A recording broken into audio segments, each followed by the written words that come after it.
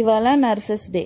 మనకు హాస్పిటల్లో ఎంతో సేవ చేసే నర్సులందరికీ హ్యాపీ నర్స్ డే సందర్భంగా మీ అందరికీ ఒక స్టోరీ చెప్తాను. 1950లో క్రిమియన్ అనే యుద్ధం జరుగుతున్న సమయంలో గాయపడిన సైనికులకు సేవ చేశారు అక్కడ ఒక ఆమె చేసిన కృషి వల్ల ఆమెకు లేడీ విత్ ల్యాంప్ అనే పేరు వచ్చింది. ఇంత రోగులకు సేవ చేసిన తర్వాత రాత్రిపూట అందరూ నిద్రపోతున్న సమయంలో కూడా ఆమె విశ్రాంతి తీసుకోకుండా చేతిలో లాంతర్ పట్టుకొని వార్డులన్నీ తిరిగేవారు. చీకటిగా ఉండే ఆసుపత్రి గదుల్లో నొప్పిని భరిస్తూ ఉన్న సైనికులకు ఆమె చేతిలోని లాంతర్ని ఇచ్చేది. ఆమె ప్రతి సైనికుని వద్దకు వెళ్లి వారి క్షేమ సమాచారాన్ని అడిగి తెలుసుకునేవారు. ఆమె చూపే అంకిత భావానికి ముగ్ధులైన సైనికులు ఆమెను గౌరవించారు. ఆ సమయంలో లండన్ టైమ్స్ పత్రిక ఆమె గురించి రాస్తూ లేడీ విత్ ది ల్యాంప్ అని పిలిచింది. అప్పటి నుండి ఆమె పట్టుకున్న ఆ లాంతర్ సేవకు మరియు కరుణకు ప్రతీకంగా నిలిచిపోయాయి. అందుకే నేటికి నర్సింగ్ విద్యార్థులు ప్రమాణ స్వీకారం అప్పుడు కొవ్వొత్తులు వెలిగించడం ఒక ఆచారంగా వస్తుంది. పుట్టినరోజునే మనం అందరం నర్సెస్ డేగా జరుపుకుంటున్నాం.